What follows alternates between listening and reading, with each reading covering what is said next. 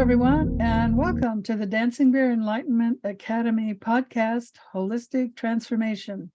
Today, our guest speaker is Maria Rothenburger. She's actually a PhD doctor.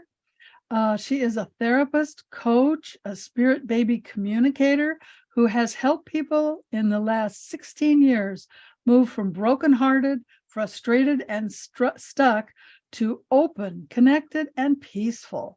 I'm also a psychotherapist. She is also a psychotherapist and past life regressionist with a specialty in fertility and pregnancy loss. She's also a best-selling author of Transcending Infertility. Welcome, Dr. Maria. How are you today? Hey, I'm great. Thank you so much, Dr. Beverly, for having me here today. So tell us your transformational story. Why are you a therapist? How did this happen for you? Well, being a therapist, I knew when I was in 5th grade. Great. Wow. I've always kind of known that. But how I became a specialist in fertility is my own experience with fertility issues, which is what is actually written in Transcending Infertility. And so that's why I specialized after my own resolution. And then the spirit baby stuff really was not on my radar at all. I did not know that since 5th grade. I was not somebody who, dabbled in spiritual stuff or knew of spiritual things. When I was a kid, I didn't see dead people or talk to any dead people or spirits or see anything. So I was actually working with a client who had lost her twins pretty late in the pregnancy. And we were just doing traditional psychotherapy, we were doing grief work. And her twins spiritually came into my awareness. And I thought I was delusional, my sciencey brain went, you're crazy. And I just continued with the session as best I could, even though they were talking in my ear. And those little children followed me around for 2 weeks until I saw their mother again. They started messing with electronics. They were moving things in my house. They were really obviously present. And so at that point, I didn't do anything with this newfound thing. I was actually quite anxious. What is this? I don't know what this is. So I actually called a psychic medium that I happen to know. And I asked her, what is going on? What is this? I don't understand. And she told me that, the biggest thing in my work and in my book that I teach folks is that meditation is extremely important for wellness. Mm-hmm. I didn't know that myself until I tried it, and it was very effective. She said because of my new meditation practice, it had been maybe 2.5 or 3 years at that point that I had been regularly meditating. She said I opened up something that was probably already there. It's likely in my family. And I went, okay, well, my science brain is like, I need evidence. So I talked to my parents. My parents were divorced and I was really young. So I was able to speak with them separately and just ask them, is this, this thing happened? And both of them said, oh yeah, that's a thing in our family. Like, it's big intuition, lots of psychic awareness in both sides of the family. So I went, okay, there's some evidence that this is possible. My mom admitted, or not admitted, there was nothing to admit. She said she has precognitive dreams. Lots of her dreams have come true. So that began my soiree into the research, right? Because here's again my left brain, come from a long line of engineers and my dad's side of the family. I wanted to research and find out what this thing was, and I did not do a thing with it for 8 years, except research. And I did attend some mediumship trainings, but I didn't do anything. But what happened was in one of the mediumship trainings, my grandmother came through to a medium that was there and told me that I was going to be doing this work.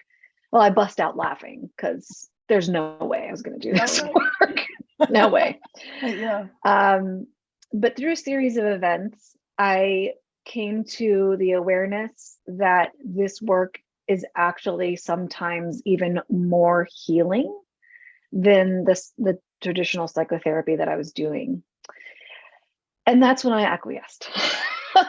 Like, okay, I suppose that I can get some more information, get some mentorship, and some more training around mediumship and actually start doing this work. And so that's what happened. I hung my shingle for Spirit Baby Communication in July of 2020. That was a big shifting year for a lot of people. Yep. And I have not looked back. It's been glorious. And I can't say that, Spirit Baby Communication is healing because of legal, ramifications, but a lot of folks have talked about how comforting and helpful it's been for them. Yeah, it is. Yeah, they call it piercing the veil. You see through the veil. I've actually seen through the veil since I was a kid. In my family, Southern Baptist, you just didn't talk about stuff. That's right. I never told anybody until I grew up, and same as you, I started meditating, and all this stuff opened up, and I went, "Oh, Okay. now I understand." Yeah, yeah, Okay. yeah, and it's obviously in your genes and probably past lives.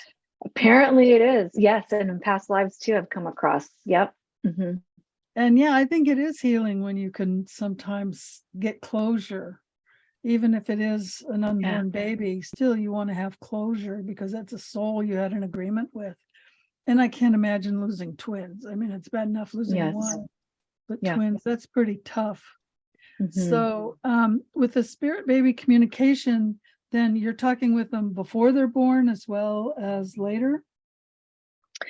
Yeah, folks that have lost pregnancies, just like that very first person that I connected with her babies, if they've lost babies or they've intentionally, aborted a baby, or a baby was born and subsequently passed away a month later, I'll be able to connect with them. But then, of course, also before birth. Yeah. I'd had 4 miscarriages. My doctor told me, don't tell anybody you're pregnant. Well, at 5 months, he says, well, I guess you're going to have to tell people, but I kept having my period every month. Oh, that's interesting. Yeah, well, it's not uncommon. Sometimes it happens. So I'm sitting on the couch one day and I'm going, I really have to know if you're okay. And my daughter starts talking to me. Yes. Conversation. I found out it was a girl and she was healthy. And I said, oh, thank you. So then I told and that's what I teach people to do, to be able to communicate on their own. Yep. Because I feel like we all have some level of psychic awareness. Like I can plunk out tunes on the piano, but I'm not going to be a Bach, but at least some kind of psychic awareness. I feel like we all can be in tune. I agree with you completely. Okay, so when you work with people, you must have some techniques or skills that you typically use with them. You want to talk about that? Sure. Well, like I mentioned before, meditation, the very first thing I do. Well, Maria, tell us what people can expect when they work with you. You must have some secrets and techniques that you use to help people. Tell us about that. Well, so I'm a clairvoyant, so I am able to see images, movies, little pictures in my mind, but I also use other senses. So like a lot of feeling in my body lately, actually. But so when folks come and see me, they're usually online, so via Zoom, or I have a telehealth link that I use. So folks meet me online, so anywhere in the world, and I always start with a brief meditation. For me, that helps me get my brainwave activity down into theta state, but also there's sort of an honoring of the spirit baby realm when I do that. It's inviting, it's an invitation for them to be present, and it helps their intended parents to settle a bit. There's often a lot of anxiety and worry and concern. One of the biggest questions that I get is, what if there is no baby? What if there's no baby there?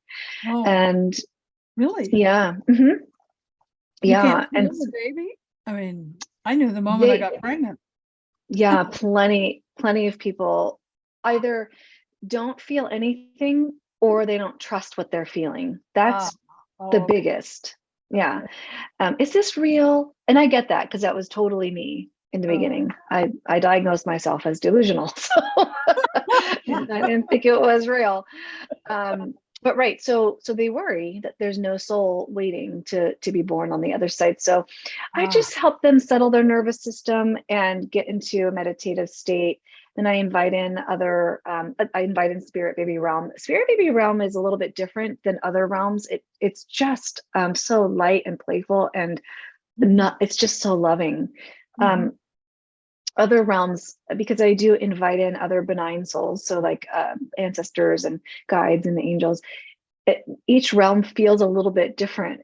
There's not a whole, language is so limiting. It's very difficult for me to describe what it feels like. The only way that I can describe is in terms of texture, like the texture is different.